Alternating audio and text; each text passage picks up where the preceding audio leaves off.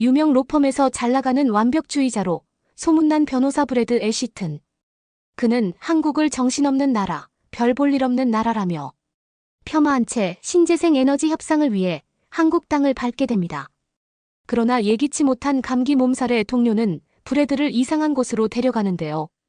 동료를 따라간 그곳에서 브래드가 본 것은 여기저기 널브러져 바닥에 드러누워있는 홈리스 같은 사람들, 수건을 말아서 머리를 싸매는 요상한 패션, 지옥불처럼 느껴졌던 불가마와 생선 보관 창고처럼 느껴졌던 얼음방 등. 하지만 이름조차 괴기한 이 찜질방 덕분에 건강을 회복한 브래드는 큰 협상을 성공적으로 마치게 됩니다. 그런데 사실 더 중요한 게 하나 더 있다고 하는데요. 브래드의 인생을 바꾼 그것은 과연 무엇일까요? 지금 시작합니다. 안녕하세요. 저는 호주의 대형 로펌에서 일하는 브래드 애시튼이에요. 변호사가 된 지 7년 밖에 되지 않았지만 호주 로펌계에서 나름 인정받는 변호사로 살고 있죠. 특히 저는 에너지 분야 전문 법률가이고요. 제가 맡은 사건은 대부분 깔끔하게 마무리되었죠. 동료들 사이에서 제 별명은 완벽주의자예요. 물론 제 입장에선 그 말이 칭찬처럼 들렸지만 어쩌면 저 말 안에는 저를 고지식하다고 비아냥거리는 뉘앙스도 담겨 있다는 걸 저도 잘 알고 있죠. 하지만 저는 고지식한 게 아니라 제가 그들보다 월등히 완벽한 거라고 생각해요. 그래서 저처럼 완벽하지 못한 다른 변호사들이 저를 시기해서 그런 생각을 할 수도 있다고 너그럽게 이해를 하고 있어요. 저의 아침은 늘 똑같답니다. 매일 오전 6시 45분에 집을 나서서 7시에 근처 카페에 들러서 에스프레소를 한 잔 마시죠. 거의 10년째 변함없는 주문이죠. 그런데 뜨거운 걸 별로 좋아하지 않아서 온도는 정확하게 70도에 맞춰달라고 하죠. 처음에는 바리스타가 당황한 표정을 지었지만 이제는 제 얼굴만 봐도 아무 말 없이 70도짜리 에스프레소를 준비해주고 있답니다. 회사로 도착한 후에도 제 하루는 철저하게 계획된 대로 흘러간답니다. 스마트폰 캘린더에는 분 단위로 스케줄이 잡혀 있고 하루를 시작하면서 꼭 체크리스트를 확인하죠. 오늘 처리해야 할 사건 기록을 살펴보고 새로운 계약서 내용을 검토하는데 절대 빈틈이 없었죠. 다른 사람들은 이런 제 모습을 두고 철두철미하다고 말하지만 저는 그저 당연한 일이라고 생각해요. 실수는 변호사에게 치명적인 법이니까요. 법정에서도 회의실에서도 저는 결코 흔들리지 않는 변호사죠. 제 책상 위 서류들은 정확한 각도로 정교하게 정리돼 있고 고개를 숙이고 일하는 제 모습은 동료들 사이에서 집중의 화신 같은 존재였어요. 하지만 그게 전부예요. 가끔은 이런 제 모습이 스스로도 답답하게 느껴질 때가 있어요. 딱 정해진 패턴 안에서 움직이는 제 삶은 안정적이었지만 솔직히 별로 재미가 없거든요. 점심시간에도 제 모습은 별반 다르지 않아요. 동료 변호사들이 3, 4, 5 모여 나가서 식사를 하며 웃고 떠드는 동안 저는 늘 제 사무실에 남아 간단히 샐러드와 샌드위치를 먹어요. 저는 시간을 낭비하는 법이 없으니까요. 대신 샌드위치를 먹으면서도 손에 든 서류를 읽으며 다음 클라이언트 미팅을 준비하죠. 그런 제 모습을 본 동료 하나가 지나가며 농담을 던지더군요. 브래드, 넌 인간이 아니라 기계 같아. 점심이라도 좀 여유롭게 먹지 그래? 라고요. 그 말을 듣고 저는 미소 지었지만 속으로 이렇게 생각했죠. 여유 좋아하네. 그러니까 너희들이 나를 못 이기는 거야. 라고요. 하지만 그 순간 뭔가 공허한 느낌이 파도처럼 제 가슴에 스며들더군요. 하지만 저는 이내 고개를 저으며 다시 서류에 집중했어요. 제가 맡은 사건은 언제나 저의 완벽한 준비를 기다리고 있으니까요. 저녁이 되어 집으로 돌아가는 길도 마찬가지죠. 차 속에서 저는 늘 제가 정리해둔 올드팝 100곡만을 들었어요. 이런 걸 보면 제가 좀 고리타분한 인간이긴 하다는 생각이 아주 조금은 들 때가 있어요. 하지만 저는 요즘 팝송이 너무 삭막하게 느껴져서 아예 관심이 없답니다. 집에 돌아와서도 늘 똑같죠. 저는 들어오자마자 즉시 국제뉴스 채널을 켠답니다. 그리고 바로 5분간 스트레칭을 하고 와인을 한 잔 따라 놓고는 책상에 앉아서 그날의 일을 정리하며 다음날 일정을 다시 한번 확인하죠. 이렇게 해야만 마음이 편안하거든요. 마치 작은 실수라도 생기면 모든 것이 와르르 무너질 것 같은 기분이 드니까요. 이렇게 제 삶은 규칙적이고 안전하죠. 그런데 아주 가끔 벽에 갇힌 듯한 답답함이 느껴질 때도 있답니다. 하지만 저는 그런 감정을 애써 외면해 왔어요. 변호사는 언제나 이성적이어야 하고 감정에 휘둘려서는 안 된다는 게 제 철칙이었으니까요. 그런데 그렇게 완벽하고 철두철미한 저에게 전혀 계획에 없던, 아니 상상조차 못했던 한국 출장이라는 갑작스러운 일정이 생겨버렸답니다. 제가 한국으로 출장을 가게 된 이유는 호주에 본사를 둔 신재생 에너지 기업의 의뢰 때문이었어요. 이 회사는 근래 제가 몇 번 사건을 맡아서 승소를 안겨준 회사인데 호주에서 손꼽히는 신재생 에너지 선도 기업으로 유명하죠. 그 회사 임원의 설명에 의하면 자신들이 최근 아시아 시장 확장을 목표로 한국 기업과의 협업을 계획하고 있다.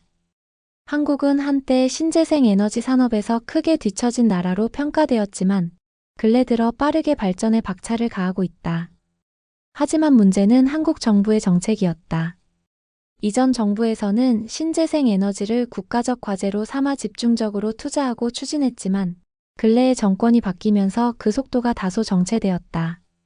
그런데 업계 전문가들은 현 정부가 끝나면 다시 신재생 에너지 사업이 본격적으로 추진될 가능성이 매우 높다고 전망하고 있다. 세계적인 추세도 그렇고 한국은 언제나 최신 기술이나 국제관계에 있어서 발빠른 대응을 해온 나라이기 때문이기도 하다. 그래서 자신들은 이 기회를 놓치지 않기 위해 현 정부가 끝나기 전에 미리 한국 시장에 발을 맞추고 주요 한국 기업들과 협력 관계를 맺어두는 게 좋다는 전략을 세웠다. 라고 하더군요. 이런 상황에서 저에게 한국 기업과의 협업을 진행하기 위해서 사전 법률 검토를 맡아달라는 의뢰가 들어왔고 그 중요한 임무를 제가 맡게 된 거죠. 제가 해야 할 일은 복잡한 계약 조건을 검토하고 호주 기업이 불리한 상황에 놓이지 않도록 철저하게 법적인 안전장치를 하는 것이었어요. 신재생 에너지 사업 분야에서 한국 시장은 굉장히 매력적인 시장이었죠. 하지만 법률 체계와 비즈니스 환경이 호주와는 많이 다르다 보니 호주 기업 입장에서는 확실한 법적 안전장치가 필요했고 제가 국제거래법을 전공했고 지금까지 보여준 성과도 출중했기 때문에 이런 일에 있어서 저 이상의 완벽한 적임자가 있을 수 없었던 거죠. 호주 기업 임원의 설명을 다 듣고 나니 중요한 사안이라는 걸 단번에 알 수 있었고 제가 아니면 안 되는 상황이라는 것도 충분히 이해가 가더군요. 하지만 솔직히 속으로는 엄청 당황스러웠어요. 왜냐면 저에겐 이 일이 전혀 예상치 못한 변수로 느껴졌거든요. 저는 모든 것을 철저히 계획하고 준비하는 사람이고 지금까지 외국 출장은 미국과 유럽만 다녔는데 평생 한번 쳐다보지도 않은 한국이라는 동양의 조그맣고 낯선 나라에 가야 한다는 것 자체가 너무나 제 마음을 불편하고 불안하게 만들더군요. 사실 저는 몇 년 전까지만 해도 한국이 베트남과 같은 사회주의 국가라는 잘못된 지식까지 가지고 있었어요. 전쟁과 분단의 역사가 좀 비슷해서 헷갈린 것 같긴 하지만요. 그런데 근래에 워낙 국제뉴스에서 한국이 많이 나오다 보니 제가 잘못 알고 있다는 걸 알았죠. 한국 출장 얘기를 들으니 제 머릿속에 떠오르는 한국에 대한 이미지는 솔직히 좋지 않았어요. 제가 아는 한국은 최근 들어 빠르게 성장하는 경제와 기술, 그리고 어디선가들은 정신없이 바쁜 나라라는 이미지뿐이었죠. 뉴스에서 본 서울의 빽빽한 거리와 휘황찬란한 네온사인들은 오히려 복잡하고 과장된 느낌을 줬어요. 게다가 한국 사람들이 일에 대한 열정이 강하다는 이야기도 들었는데 그건 제 기준으로는 보면 열정이라기보다는 집착적인 모습으로 비쳤어요. 저처럼 체계적이고 안정되게 일을 하는 게 아니라 그냥 닥치는 대로 죽자 살자 일하는 개미들처럼 보여거든요. 심지어 한국 사람들은 일요일에도 일을 하고 새벽에도 일을 한다는 얘기도 들어서 알고 있었죠. 저는 평일에는 열심히 해도 일요일에는 완벽하게 휴식을 취하는 사람이거든요. 그래서 저에게 한국 사람들은 너무 극성스런 사람들이라는 생각이 떠올랐어요. 전쟁의 공포 때문에 또다시 북한과의 전쟁이나 경쟁에서 질까봐 죽도록 앞만 보고 달려가는 경주견처럼 느껴졌죠. 또 한국 문화에 대한 선입견도 있었어요. 예를 들어 한국의 회식 문화나 직장, 내 상명하복 같은 이야기를 듣고는 고개를 절레절레 흔들었던 적이 있어요. 왜 일을 끝내고도 직장 동료들과 시간을 보내야 하지? 라는 생각이 들면서 그런 문화가 전혀 이해가 되지 않았거든요. 업무와 사생활의 경계는 철저히 지켜져야 한다는 게 저의 오랜 신념이었으니까요. 그런 면에서 한국의 문화는 저에게 굉장히 거추장스럽고 답답하게 느껴졌어요. 게다가 음식에 대한 걱정도 있었죠. 제가 주로 먹는 식단은 언제나 건강하고 심플한 것들이었는데 한국 음식은 지나치게 자극적이고 매운맛이 강하다는 이야기를 들었어요. 김치, 고추장 이런 단어들이 떠오르면서 벌써부터 속이 쓰려오더군요. 사실 제가 제일 싫어하는 게 고추거든요. 어릴 때 고추를 잘못 먹었다가 혀가 꺾어지는 듯한 강한 통증을 경험한 적이 있거든요.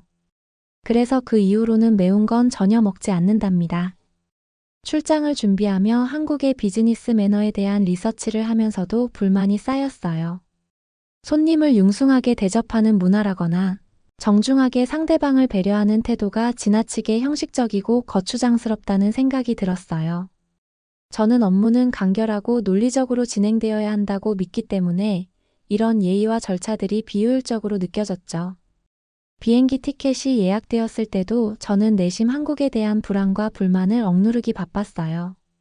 한국을 한 번도 가본 적이 없고 가보고 싶다는 생각을 한 적도 없는 제 마음속에는 한국이 마치 미개인들로 가득 찬 거대한 정글처럼 느껴졌고 그곳에서 제가 맞닥뜨리게 될 변수들에 대한 거부감이 가슴 깊은 곳에서 솟구쳐 올라오더군요.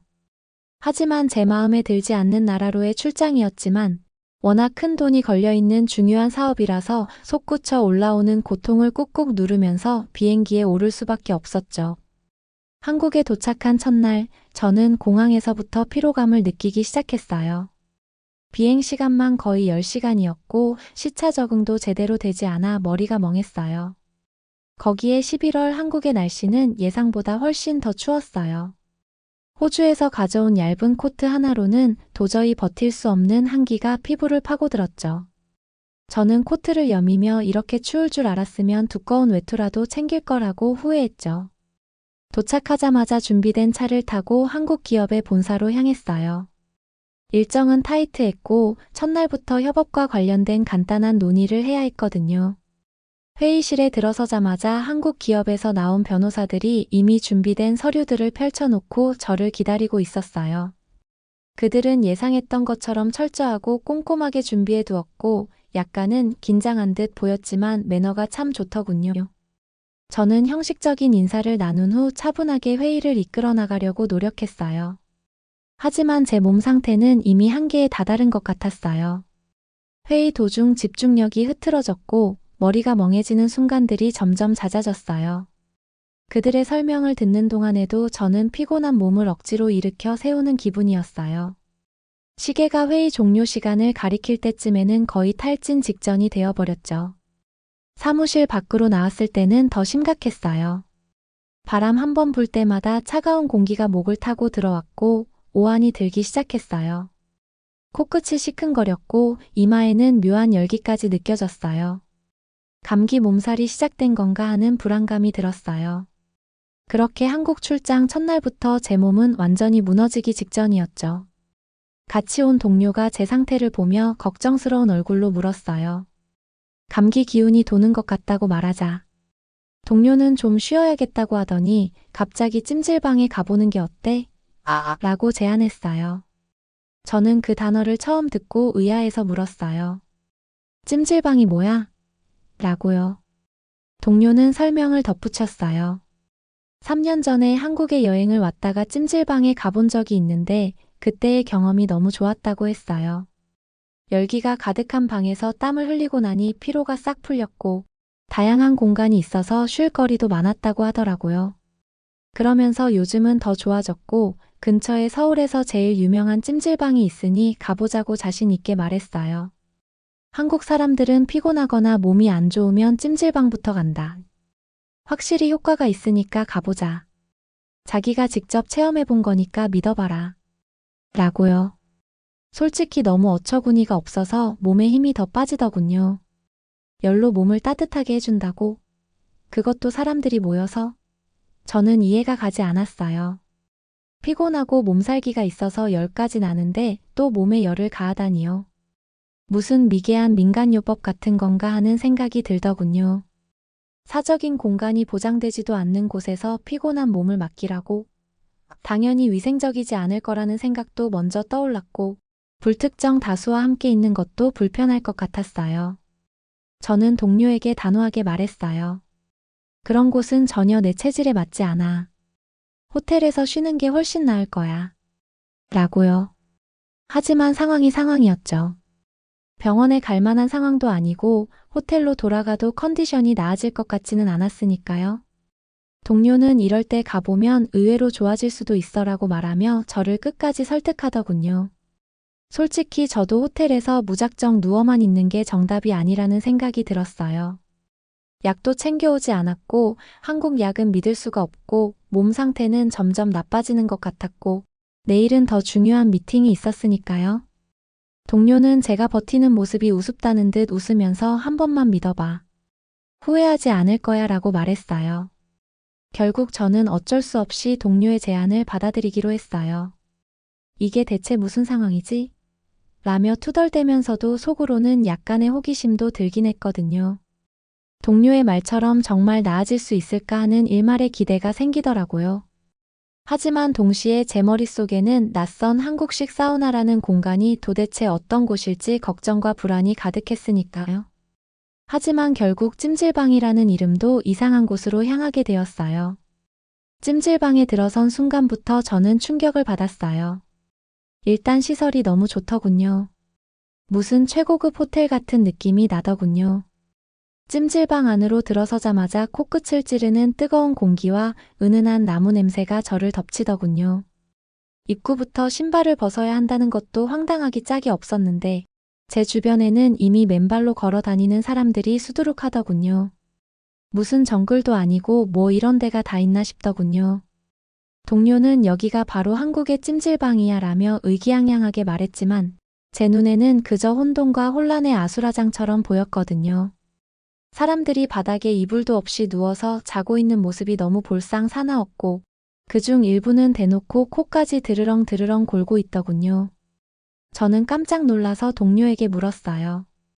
여기서 다들 이렇게 아무렇지도 않게 자는 거야? 이 사람들 다 홈리스 아니야? 라고요. 동료는 별일 아니라는 듯 원래 그래. 다들 피로를 풀러오는 곳이니까 라고 대답했어요. 하지만 저로서는 이해할 수 없었어요. 도대체 어떻게 이런 공공장소에서 편하게 잠들 수 있는지 믿기지 않았어요. 게다가 맨바닥에 누워있는 모습이 제게는 영락없이 아수라장 같았어요. 더 황당했던 건 복장이었어요. 모두가 똑같은 찜질방 전용 옷을 입고 있었는데 옷이 너무 헐렁하고 불결해 보였어요. 동료는 저에게도 옷을 건네주며 갈아입으라고 했지만 저는 그 순간 참 난감했어요. 세탁을 하긴 하겠지만 공공장소에서 남들이 입던 옷을 입는다는 게 어색하기 짝이 없었거든요. 하지만 동료는 다들 입고 있으니까 신경 쓰지 말고 어서 입어봐라며 재촉했고 저는 어쩔 수 없이 따라갈 수밖에 없었어요. 찜질방의 온열방에 들어서자 또 다른 충격적인 일이 저를 기다리고 있었어요. 방 안은 정말 불구덩이처럼 뜨거웠고 사람들이 바닥에 앉아 땀을 뻘뻘 흘리고 있더라니까요. 제 머릿속에는 도대체 왜 이걸 견디고 있는 거지? 무슨 극기 훈련도 아니고. 라는 생각이 떠올랐어요. 하지만 동료는 이미 너무 편안해 보이는 자세로 앉아 있었고 저를 보며 따라 앉으라고 손짓했어요. 역시 앉아보니 금방 후회가 밀려오더군요. 바닥은 마치 지옥불처럼 뜨겁고 숨쉬기도 힘들었으니까요. 마치 제가 뜨거운 오븐 안에 들어가 있는 이탈리아 피자가 된 느낌이었어요. 동료는 저에게 이 뜨거운 열기가 몸을 풀어줄 거예요. 금방 시원해질 거예요 라고 했지만 저는 도저히 참을 수 없었어요. 얼굴과 등이 땀으로 흥건해졌고 심지어 머리까지 어질어질해져 왔어요. 이게 몸이 좋아지는 느낌이라고? 죽는 느낌이 아니라? 나는 정말 이해할 수 없다는 생각만 들었어요. 방을 나와서도 저는 불쾌감을 떨쳐버릴 수 없었어요. 사람들이 여기저기서 삶은 계란과 식혜를 먹는 모습까지 보고 나니 더 황당하더군요. 동료는 웃으며 저에게도 계란과 식혜를 권했지만 저는 손사래를 쳤어요. 사우나를 하면서 음식까지 먹는다고? 그건 좀 아니지 않아? 세상 어느 나라에서 이런 짓을 해라고 말했지만 동료는 이게 한국 찜질방의 매력이야 라며 빙긋 웃더군요. 어쨌든 약간 출출함을 느끼던 저는 동료가 건네준 삶은 계란과 식혜라는 음료를 먹었어요. 이상한 냄새가 날 것 같았지만 막상 먹으니까 맛은 있더군요. 그러고 다시 주변을 둘러보았죠. 이제 허기도 채워지고 난생 처음 보던 이상한 광경에 좀 적응이 됐는지 처음 들어올 때보다 마음은 한결 편안해져 있었죠. 그래서 저는 아까보다 조금 편안한 마음으로 차분하게 주변을 둘러보았어요. 사람들은 두꺼운 옷을 입고 알록달록한 수건을 머리에 묶고 돌아다니고 있었어요. 동료는 그 사람들을 가리키며 웃으며 말했어요. 저게 바로 양머리야. 찜질방의 상징 같은 거지라고요. 그게 뭐냐고 묻자 동료는 손수 수건을 접어 제 머리 위에 얹어줬어요. 그는 이제 제대로 된 찜질방 룩이네요 라고 말하며 웃었지만 저는 이 수건을 머리에 두른 채로 돌아다닌다는 것 자체가 너무 멍청한 짓으로 느껴졌어요. 더운데 수건까지 머리에 감고 다니다니요. 인간으로서의 최소한의 상식만 있어도 할 수 없는 짓 같았거든요. 그때 동료가 안내판을 가리키며 불가마로 가보자고 했어요. 불가마가 뭐냐고 물었더니 아까보다 더 뜨거운 방에 들어가서 땀을 흘리는 공간이라고 했어요. 듣자마자 이게 진짜 불지옥인가 보다 하는 생각에 처음에는 고개를 절레절레 흔들며 반대했죠. 하지만 동료는 불가마가 찜질방의 꽃이라며 강력하게 추천했어요. 결국 저는 마지못해 따라 들어갔어요. 불가마 문을 열자마자 후끈한 열기가 얼굴을 때렸어요. 안에는 어두운 조명 아래에서 사람들이 바닥에 여기저기 드러누워 있더군요. 제 상식으로는 도무지 이해할 수 없는 광경이었어요. 동양의 온돌 문화에 대해서는 대충 알고 있었지만 실제로 보니 너무 어색하고 미개하게 느껴졌거든요. 동료는 옆에 자리를 잡고 앉으며 이렇게 말했어요.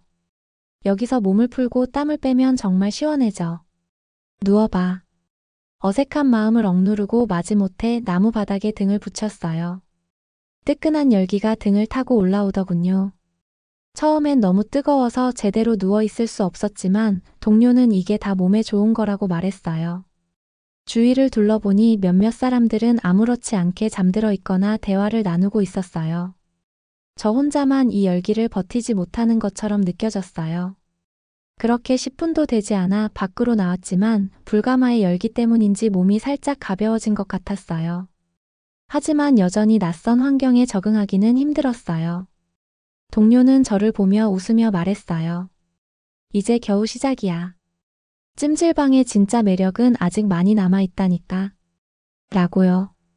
저는 그 말을 들으며 이곳에서 도대체 어떤 경험을 더 하게 될지 궁금하면서도 살짝 두려워지기 시작했어요. 불가마에서 나와 잠시 숨을 돌리자 동료가 저를 데리고 찜질방의 또 다른 공간으로 안내했어요. 그곳은 조금 더 현대적이고 아늑한 느낌이었는데 작은 방들이 여러 개 늘어서 있었고 사람들이 각기 다른 방법으로 휴식을 취하고 있었죠. 동료는 이곳이 한국 찜질방의 진짜 매력을 보여주는 공간이라며 하나하나 설명해 줬어요. 가장 먼저 향한 곳은 소금방이었어요. 방 안은 하얀 소금으로 뒤덮여 있었고 공기마저 깨끗하고 상쾌했어요. 소금으로 뒤덮인 방이라니. 제가 살다가 이런 방을 보리라고는 꿈에도 생각하지 못한 일이었죠. 그래서 속으로 혹시 냉장고가 없던 옛날의 생선이나 육고기를 보관하던 그런 창고에서 유래한 건 아닐까 하는 생각도 들더군요. 그런데 동료는 소금방의 공기가 호흡기 건강에 좋다고 말했어요. 그 말을 듣고 코를 느껴보니 실제로 코가 뻥 뚫리는 느낌이 들었고 마치 바닷가에 온 것처럼 숨쉬기가 편안하더군요. 몇 년 전에 가본 일본 온천의 증기. 사우나와 비교해봐도 여기 공기가 몇 배는 더 쾌적하고 깔끔하다는 느낌이 들더군요.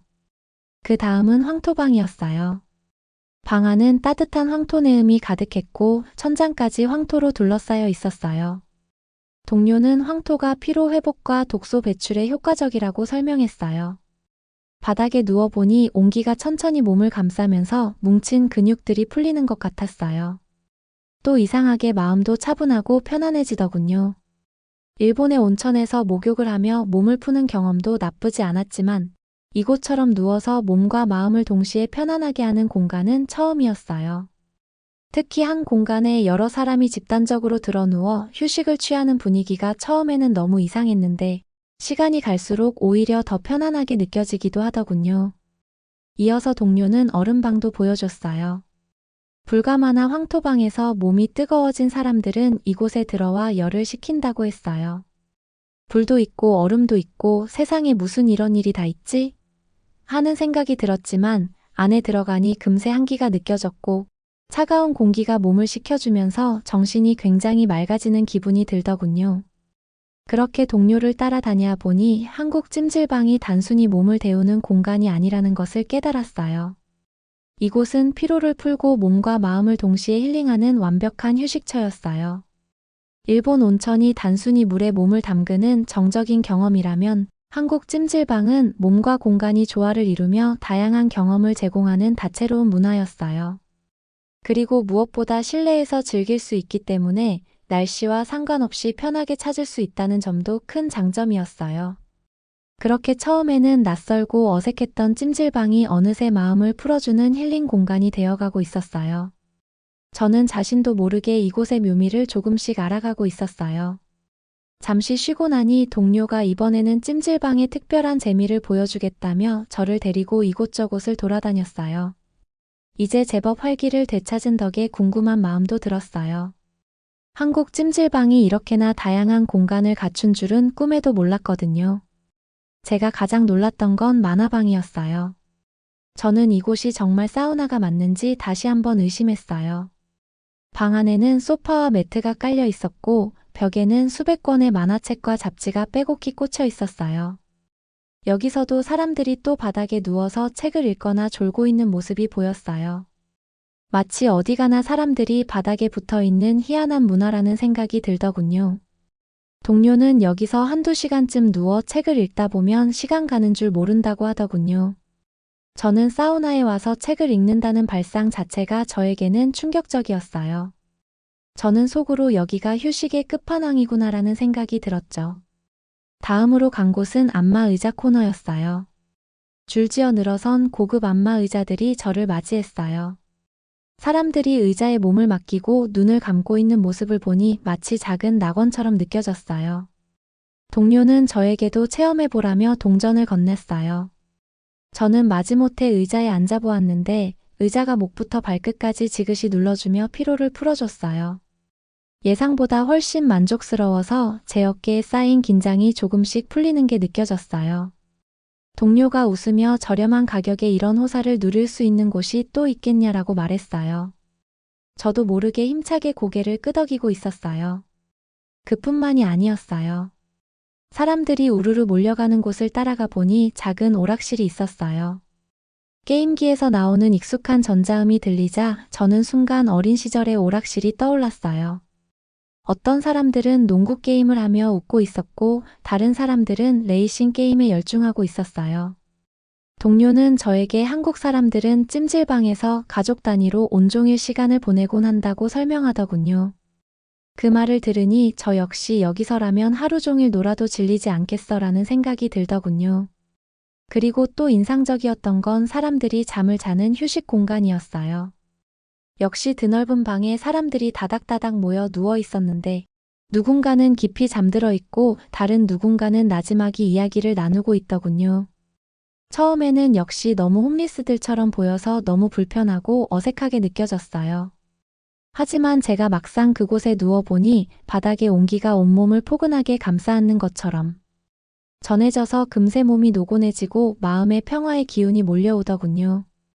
비싼 요금을 내지 않아도 이렇게 따뜻함과 평화로움을 느낄 수 있다는 게 정말 신기하다는 생각이 들더군요. 마지막으로 동료는 매점으로 저를 이끌었어요. 거기엔 팥빙수, 떡볶이, 심지어 라면까지 있었어요. 동료는 라면이 찜질방의 인기 메뉴라며 직접 주문했어요. 김이 모락모락 나는 라면 한 그릇이 나오자 저는 그 자리에서 웃음을 터뜨리며 말했어요. 여기서 라면까지 먹을 줄은 몰랐네라고요. 찜질방에서 파는 라면을 먹어보니 진하고 따뜻한 국물이 피로를 말끔히 씻어주는 느낌이 들었어요. 이 모든 경험이 저에게는 너무나도 생소하면서도 신선한 경험이었어요. 찜질방은 단순히 흔해 빠진 사우나가 아니라 사람의 몸과 마음을 온전히 풀어주고 소소한 즐거움까지 더해주는 완벽한 휴식처 같은 공간이었어요. 저는 그제야 한국 사람들이 왜 찜질방을 찾는지 충분히 이해할 수 있게 되었어요. 호주로 돌아온 첫날, 공항에 도착하자마자 익숙한 공기와 풍경이 다시 눈에 들어왔어요. 하지만 몸과 마음은 유체이탈처럼 여전히 한국의 찜질방에 남아있는 듯한 묘한 기분이 들더군요. 평소처럼 사무실에 출근했지만 책상 앞에 앉자마자 제일 먼저 떠오른 건 찜질방에서 마셨던 시원한 식혜와 저의 온몸을 달구던 뜨끈한 불가마였어요. 분명 습관처럼 완벽하게 업무를 시작해야 하는데 제 머릿속은 온통 한국의 찜질방에서 겪었던 놀라운 경험이 계속 떠올라서 업무에 집중할 수가 없더군요. 점심시간에 동료들이 출장 잘 다녀왔냐고 묻기 시작했어요. 저는 무심코 한국식 사우나인 찜질방에 대해 얘기했어요. 처음에는 짧게 설명하려고 했지만 말이 계속 길어지더군요.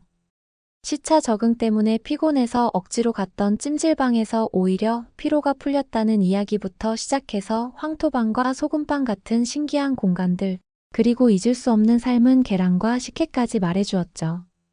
동료 중 한 명은 웃으며 물었어요. 그래봤자 그냥 사우나 아닌가요? 라고요. 저는 발끈했어요. 뭐라고? 그냥 사우나?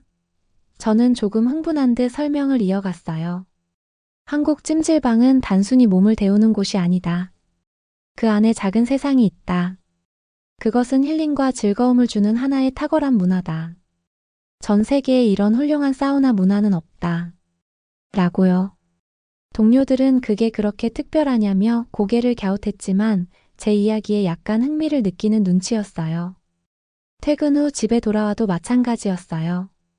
거실 소파에 앉아 따뜻한 이불을 덮었지만 여전히 한국 찜질방의 따끈따끈한 온돌 바닥이 생각났어요.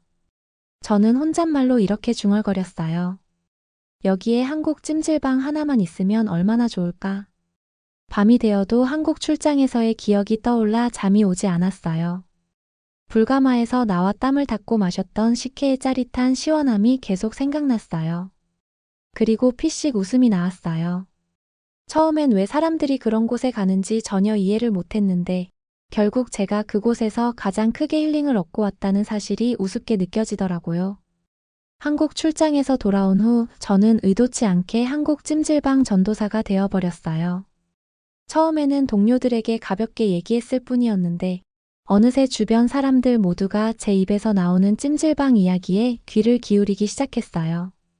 주말에 친구들과 만나 커피를 마시며 한국 이야기가 또다시 나왔어요.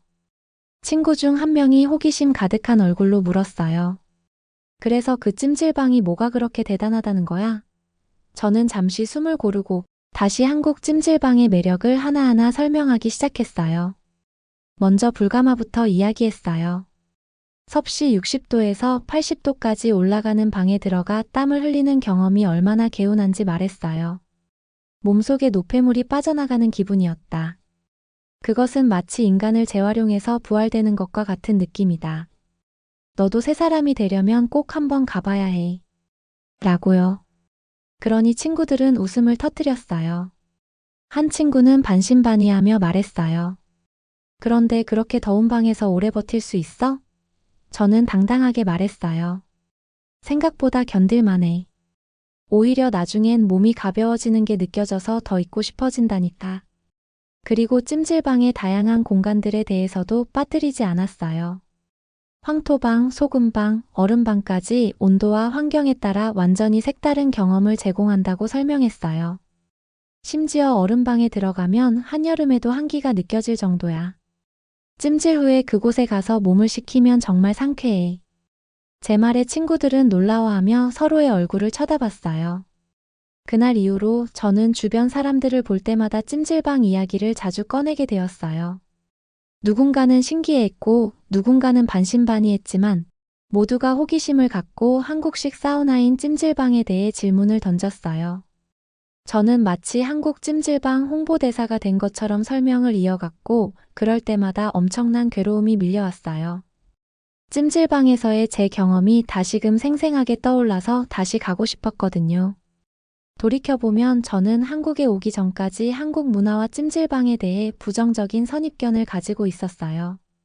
찜질방이라는 단어를 처음 들었을 때 단순히 집단적으로 땀을 흘리는 이상한 공간이라고 생각했고, 한국의 문화 자체도 피상적인 이미지로만 판단했어요. 하지만 그 생각이 얼마나 무지하고 어리석었는지 깨닫게 되었어요. 한국 찜질방에서의 경험이 제 모든 편견을 산산이 깨버렸으니까요. 후끈후끈한 불가마에서 땀을 쭉쭉 난생 처음 느꼈던 개운함, 차갑고 서늘한 얼음방에서 느꼈던 설명하기 힘든 상쾌함, 그리고 식혜와 구운 계란의 별미까지. 찜질방은 단순히 몸을 쉬게 하는 공간이 아니었어요.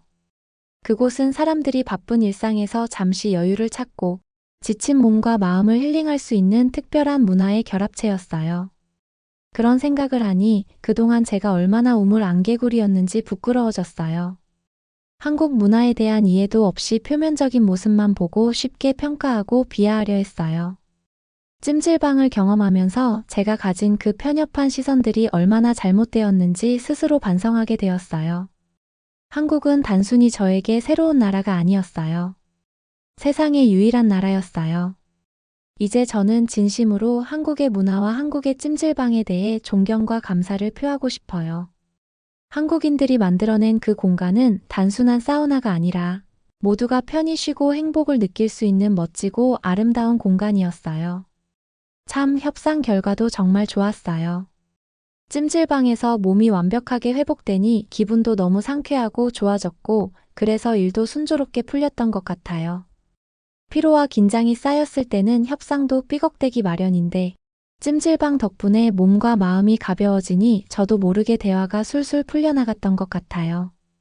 협상 테이블에서 제가 찜질방에 대해 한참 이야기를 꺼냈더니 한국 기업 측 임원들이 눈을 크게 뜨며 놀라더라고요.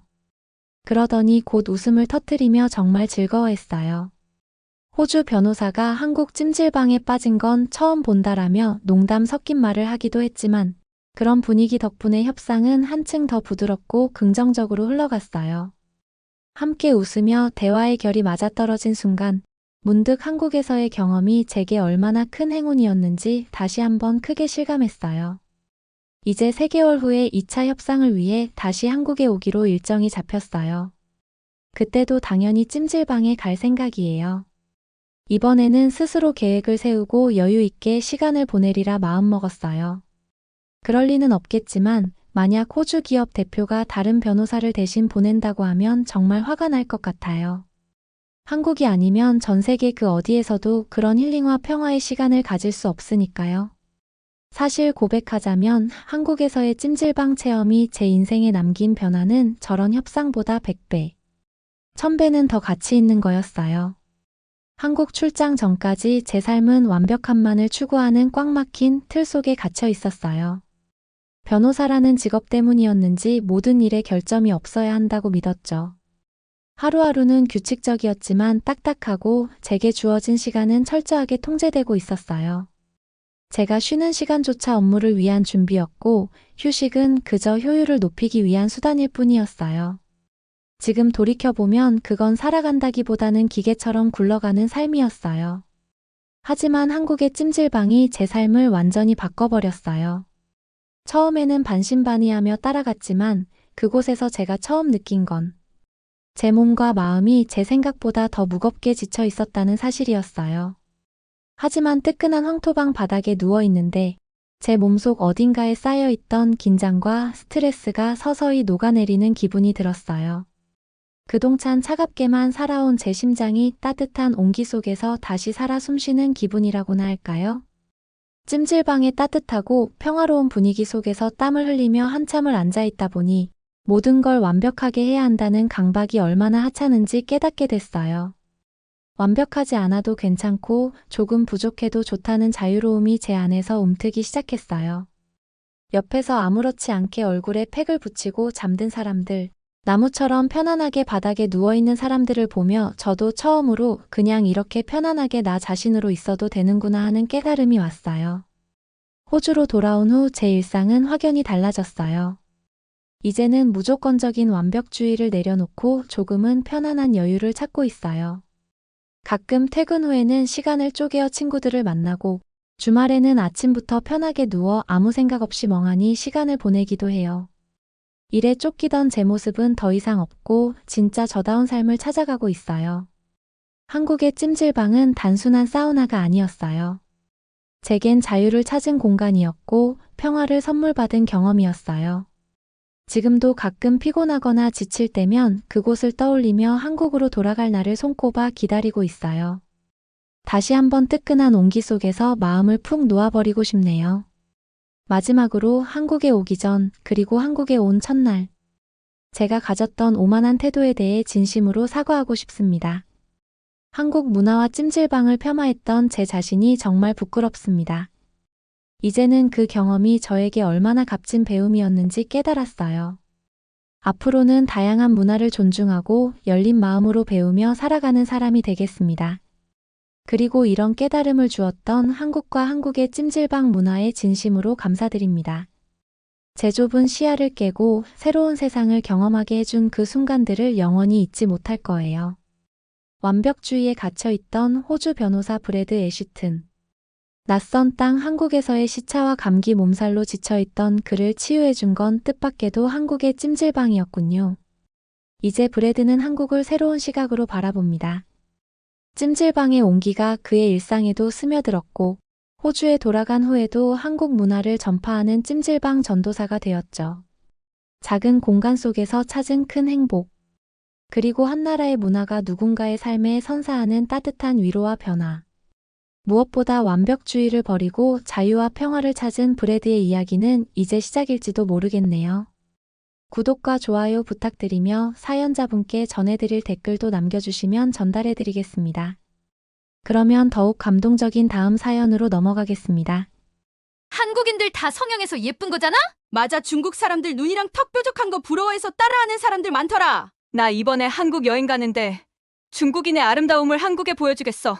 중국이 최고라고 생각하는 여성이 한국인들의 외모 비하를 하고 있는데요. 행복하다는 듯이 웃고 있는 중국 여성들을 보면서 무슨 생각을 하시나요? 안녕하세요. 저는 중국에서 배우를 꿈꾸고 있는 란웨오라고 합니다. 중국의 선전에 영향을 받아 한국에 대해 부정적인 인식을 가지고 있던 외국인으로서 자신의 경험을 공유합니다. 분명 2020년 코로나 전까지만 해도 중국은 꽤나 개방적인 정책으로 다양한 여행을 다닐 수 있었는데요. 저는 중학생 때 갔다 온 유럽 여행을 꿈꿨어요. 물론 관광 가이드가 다 해준 거지만 프라하의 낭만적인 거리, 밀라노의 유서 깊은 유적지의 활기찬 삶을 동경했죠. 미친 듯이 더럽긴 했어요. 하지만 유럽이라는 이유로 뭔가 프리미엄이 붙은 거죠. 그리고 저는 연예인을 꿈꾸는 사람이잖아요. 누구나 부러워하는 유럽에 가서 맛있는 것들을 먹고 예쁜 사진들을 찍어서 팔로워를 모아야 했어요. 24년이 되자마자 저는 다시 유럽 여행을 하려고 했는데요. 비자가 나오질 않았어요. 휴가 기간을 그냥 날릴 수는 없어서 한국으로 여행을 갈 수밖에 없었습니다. 아빠는 일단 가자고 했지만 저는 울고불고 난리가 났었어요. 더 어렸을 때도 갔었던 여행인데 왜 이제는 안 되는지 너무 짜증이 났거든요. 한국은 중국의 것들을 다 베끼는 나라잖아요. 중국의 GDP 성장을 보세요. 한국이 어떻게 중국을 따라올 수가 있겠어요. 그런 나라에 굳이 놀러 가야 하는 이유를 모르겠더라고요. 저는 중국이 단순한 국가가 아니라 경제 강국으로 비상하는 용이라고 생각해요. 중국이 경제적으로 성장하면서 문화적 르네상스가 심지어 꽃을 피웠어요. 한국인들은 이걸 죄다 따라하잖아요. 저는 좀 미적 감각이 있는 사람이거든요. 딱 보면 뭐가 예쁜지를 알아요. SNS만 봐도 뭐가 유행하고 예쁜 건지 알아볼 수 있죠. 그래서 한국에 갈 수밖에 없다는 걸 알았을 때 중국의 대단함을 한국에 보여주고 와야겠다고 생각했어요. 중국은 단순히 고층 빌딩을 짓는데 그치지 않고 고대 예술 전통을 되살린 나라니까요. 저는 충칭에서 과거와 현재가 조화를 이루는 가운데 우리 문화의 정체성이 되살아나는 것을 경험했습니다. 제가 이렇게 말하면 저는 공부를 못할 거라고 생각하는 사람들도 많은데요. 저는 공부도 잘하는 연예인이 되고 싶어서 공부도 열심히 했습니다. 무려 베이징 대학교를 입학까지 한 사람이에요. 지금은 입학 전에 여행을 가려고 할 뿐이고요. 저는 그래도 한국에 가는 김에 중국의 멋짐을 한국에 보여주고 와야겠다고 생각했어요. 저의 스타일과 중국의 대단함을 한국 사람들이 당연히 알아볼 거라고 생각했습니다. 대한항공 비행기에 몸을 싣자 드디어 여행의 현실이 다가왔습니다. 승무원들이 따뜻한 미소와 흠잡을 데 없는 프로페셔널함으로 저를 맞이하며 여행의 분위기를 조성합니다. 좌석에 앉자마자 저는 자부심과 기대감을 느낄 수 있었습니다. 비행기가 인천으로 내려오면서 창밖으로 드넓게 펼쳐진 도시를 바라보는데 뭔가 이상했어요. 제가 생각하는 한국은 돈이 없고 시골일 거라고 생각했는데요. 비행기에서도 빛이 엄청나게 빛나고 있었어요. 현대적인 고층 빌딩과 구불구불한 강, 고요한 황해가 어우러진 풍경에 뭔가 이상함을 느꼈어요. 비행기에서 내리자 이상함은 더 강해졌는데요. 충칭의 공항보다 훨씬 더 좋았어요. 훨씬 크고 뭔가 많았어요. 심지어 저는 새벽에 도착을 해서 대중교통을 이용할 수가 없었는데요. 공항을 걷다 보니 이른 시간임에도 불구하고 꼼꼼한 정돈과 친절한 직원들의 모습이 눈에 띄었습니다. 청결 상태는 흠잡을 데 없었고 모든 것이 정리되고 관리되는 방식에서 편안한 질서 의식이 느껴졌습니다. 안내판도 명확하고 이해하기 쉬워 길을 찾기가 쉬웠습니다. 혼자 여행하는 저에게 안전은 가장 큰 걱정거리 중 하나였고 특히 그 시간에 도착하는 것은 더욱 그러했습니다. 하지만 인천공항은 조명이 밝고 깨끗하며 순찰이 잘 되어 있어서 그런 걱정이 금세 사라졌습니다. 눈에 띄는 보안 요원들이 있었지만 눈에 거슬리지 않고 전문적이어서 부담스럽지 않으면서도 안전하다는 느낌을 주었습니다. 이 시간대에도 원활하게 운영되는 공항의 규모에 감탄하며 공항을 둘러보았습니다. 하지만 저를 진정으로 놀라게 한 것은 밝고 환한 불빛으로 활기차게 움직이는 편의점의 모습이었어요. 저는 익숙한 스낵과 음료의 모습에 이끌려 편의점에 들어섰고 새로운 나라에 온 것 같은 설렘이 더해졌습니다. 진열대를 훑어보며 독특한 상품들을 구경하던 중 특히 유용한 상품이 눈에 들어왔는데 바로 그 자리에서 바로 구매할 수 있는 심카드 진열대였습니다. 저는 새벽에 도착했으니까 일단 하루는 로밍을 하고 이후에는 휴대폰 대리점에 들어가려고 했었는데요. 유심카드를 편의점에서 판다는 사실에 깜짝 놀랐어요. 제가 심카드를 들고 카운터로 다가갔을 때 점원은 친절하게 고개를 끄덕이며 반겨주었습니다. 심지어 유심을 뽑는 핀도 제품에 다 들어있었어요. 편의점 직원은 익숙한 듯이 유심을 어떻게 쓰는지 알려주더라고요. 언어 장벽에도 불구하고 거래는 순조롭게 진행되었습니다. 몇 분 만에 현지 한국 번호가 부여되고 인터넷에 연결되어 숙소로 가는 길을 탐색하고 가족에게 무사히 도착했음을 알릴 수 있었습니다. 이 순간은 단순해 보이지만 한국의 편리함과 효율성을 처음으로 실제로 경험한 순간이었습니다. 단순히 유심을 구매할 수 있다는 것 이상으로 저와 같은 여행객의 니즈를 이해하고 24시간 내내 서비스를 제공하는 세심한 배려에 감탄했습니다. 다음날 오후에 서울 한복판으로 나가자마자 저는 다양한 의상에 압도당했습니다. 한국 사람들 왜 이렇게 잘 사는 거죠? 중국에서는 한 75%는 옷을 입는데 관심이 없거든요. 아무래도 먹고 사는 문제가 시급하니까요. 그런데 한국 사람들은 길거리에서 음식을 파는 사람들도 모두 제가 아는 브랜드를 입고 있었어요. 젊은 에너지가 느껴졌고 패션도 이를 반영했습니다. 청소년과 청년들은 오버사이즈 후드티와 세련된 스니커즈, 파스텔 톤의 대담한 패턴 개성을 더하는 액세서리 등 최신 트렌드를 뽐냈습니다. 단순히 트렌드를 따르는 것이 아니라 개성을 표현하는 것이 중요했습니다. 강남의 고급 지역으로 이동하면서 스타일은 좀 더 세련되고 하이 패션적인 분위기로 바뀌었습니다. 이곳에서는 럭셔리 브랜드와 한국 디자이너의 맞춤 제작이 어우러져 우아하고 세련된 룩이 탄생했습니다. 마치 살아있는 패션 잡지를 보는 것 같았고 매번 새로운 스타일과 트렌드를 접할 수 있었습니다. 거리는 캠퍼스였고 사람들은 각자의 옷을 입은 예술가들이었습니다. 저는 제 옷이 초라해지는 걸 느꼈어요. 이렇게 말하면 좀 웃긴데요. 한국 강아지가 중국 사람들보다 옷을 잘 입는 것 같았어요. 중국 문화가 최고라고 생각했었는데 말이에요. 옛날에 유럽 여행에 간 get이 글을 올렸을 때보다 훨씬 더 반응이 좋았어요. 그런데 다들 한국이라고 말하니까 믿지 못했습니다. 한국이 다들 중국보다 못 사는 나라라고 생각하고 있었던 것 같았어요. 저도 그랬죠. 저는 롯데월드타워 기슭에 서서 하늘을 향해 뻗어 있는 고층을 올려다봤습니다. 현대 건축의 경이로움인 이 건물은 구름을 뚫고 나올 것만 같았습니다. 놀라운 속도로 위로 올라가는 엘리베이터에 오르자 가슴이 두근거렸습니다.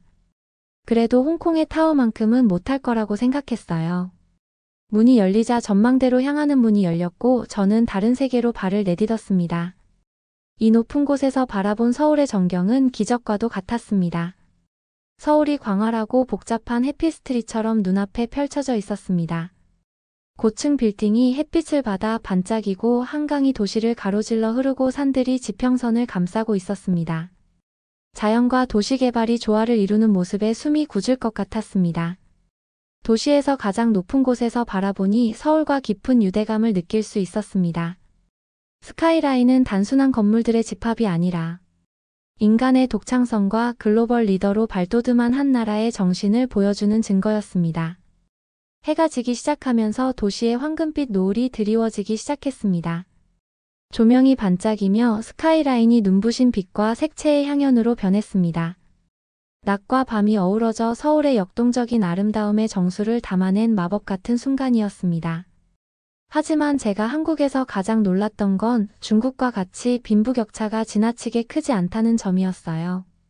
저는 그제서야 중국의 GDP와 한국의 GDP의 차이를 알았습니다. 국내 총생산 자체는 중국이 훨씬 더 높지만 이걸 인구수로 나눈다고 생각하면 이야기가 달라지는 거였어요. 이제 경제학을 전공할 건데 제가 너무 멍청하다는 생각을 했습니다. 하지만 중국에서는 이런 부분들을 알려주지 않고 그게 좋은 점만 계속해서 알려줬어요. 저는 모범생으로서 그 공부들을 열심히 했을 뿐이고요. 홍콩의 어느 정도 부유한 가정에서 자란 저는 가혹한 삶의 현실과 격리되어 있었던 거예요. 우뚝 솟은 고층 빌딩과 분주한 상업이 있는 홍콩은 번영의 거품이었습니다. 저는 중국에 존재하는 빈곤에 대해 어렴풋이 알고 있었지만 그것은 현실이라기보다는 저한테는 추상적인 개념이었어요. 중국의 작은 마을들은 저는 도시 생활과 극명한 대조를 이루는 풍경을 가지고 있어요. 집들은 허름했고 당연하게 여겼던 기본적인 편의시설이 부족한 곳이 많아요. 마을 사람들의 얼굴에는 고된 노동과 고단한 삶의 흔적이 고스란히 새겨져 있었습니다. 맨발에 너덜너덜한 옷을 입은 아이들이 거리에서 뛰어놀고 있었고 그들의 웃음소리가 주변의 가난을 대변하고 있거든요.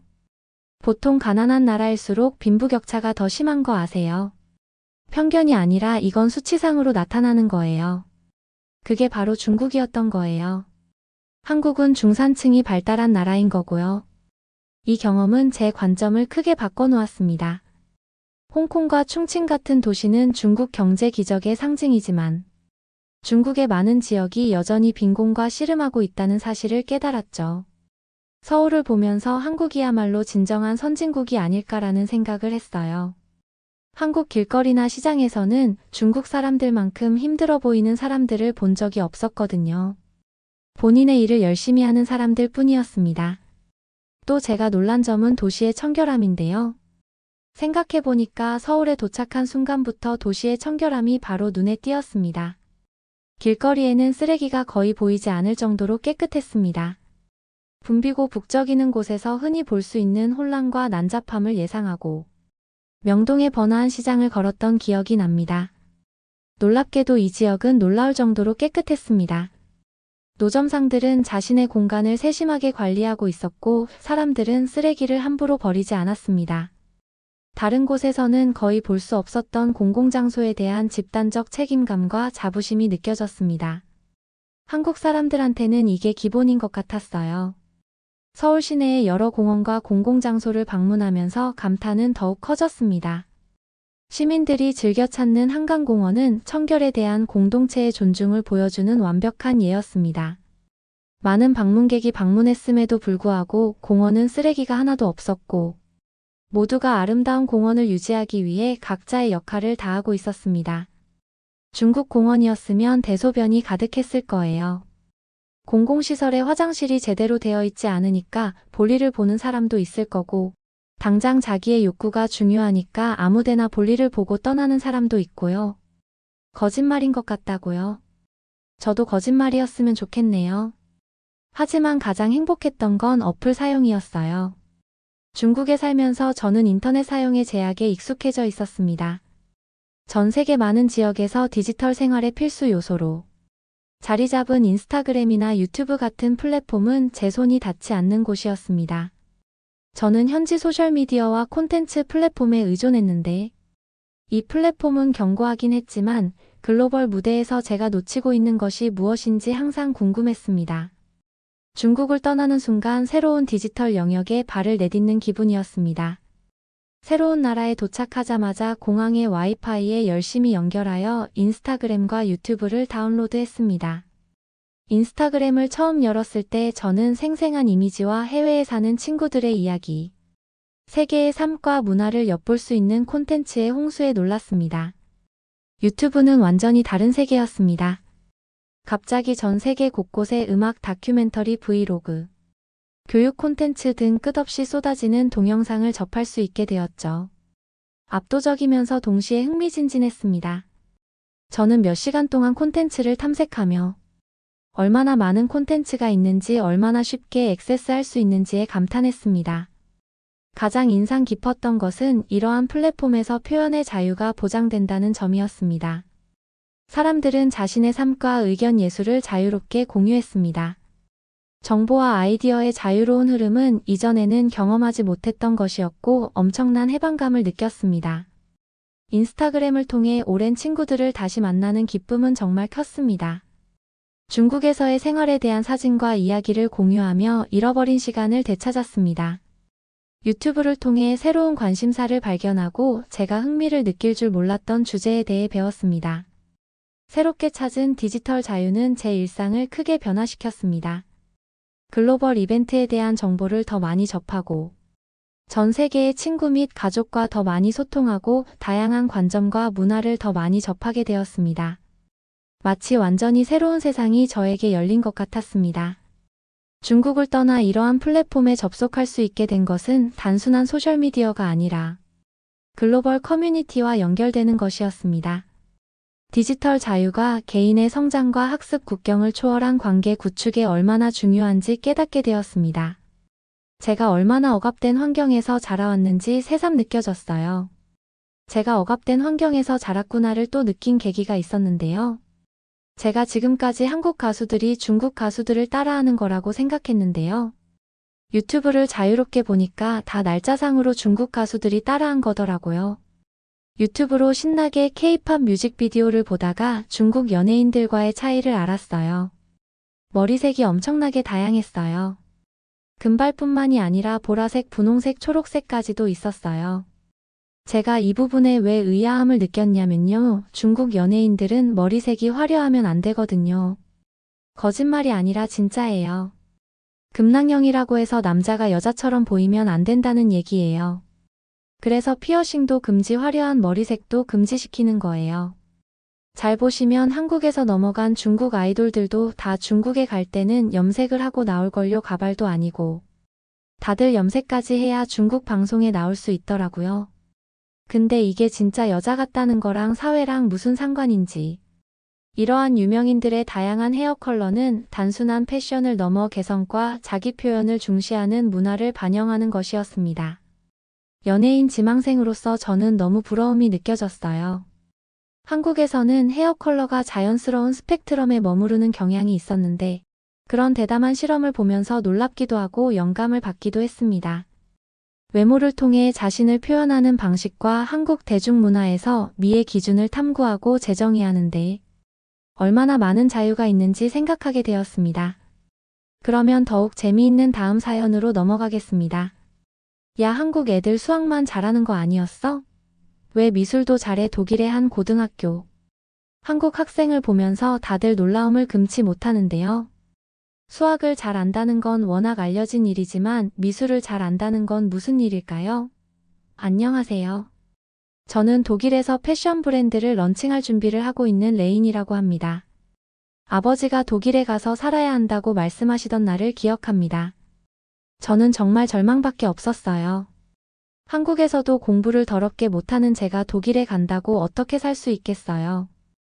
저는 중학교 3학년 때 독일로 가게 된 거예요.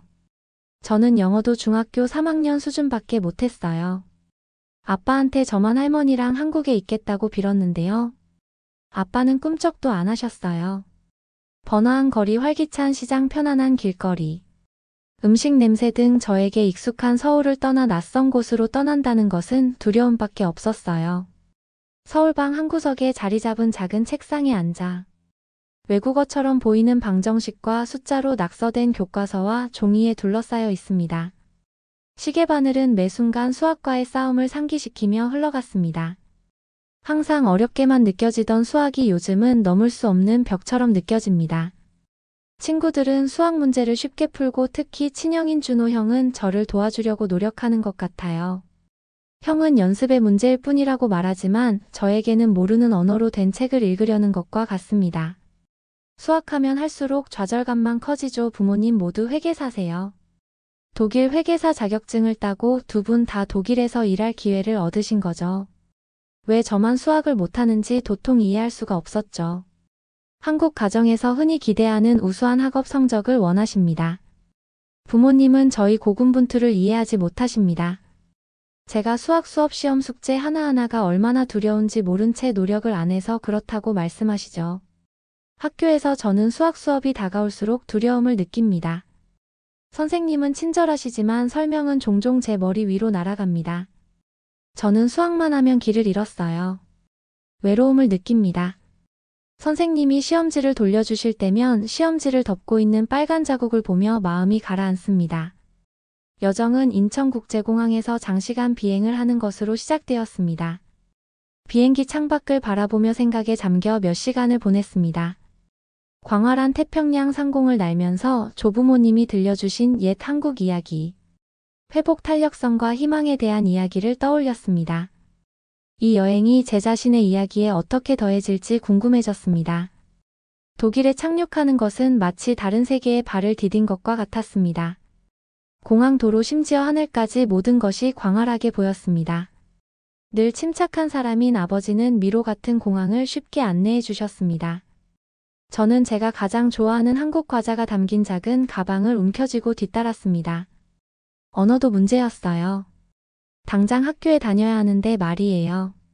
아버지는 유창하게 영어를 구사하셨지만 저는 어려움을 겪었습니다. 기본적인 구문은 알고 있었고 어느 정도 이해할 수 있었지만 말하기는 또 다른 문제였습니다. 처음 패스트푸드점에서 음식을 주문할 때 한국어와 영어를 섞어 말해서 종업원이 당황했지만 재미있어 했습니다. 아버지가 나서서 대화를 매끄럽게 이어나갔습니다. 저는 당황스러움과 동시에 영어 실력을 향상시켜야겠다는 결심이 솟구쳤습니다. 저는 정말 기가 죽은 상태로 학교에 갔어요. 특히 영어를 거의 못하기 때문에 이곳의 모든 것이 부담스럽게 느껴집니다. 매일 아침 학교 건물에 들어서면 불안감으로 속이 울렁거릴 정도였어요. 복도는 수다와 웃음소리, 고함소리로 가득하지만 제게는 알아들을 수 없는 소리의 바다처럼 느껴집니다. 단어의 의미를 파악하고 익숙한 무언가를 포착하려고 노력하지만 쉽지 않습니다. 수업 시간에 선생님이 질문을 하면 주제를 파악할 수 있을 정도는 이해하지만 완전한 대답을 할 수 있을 정도는 아닙니다. 저는 선생님이 저를 부르지 않기를 바라며 조용히 앉아 있습니다.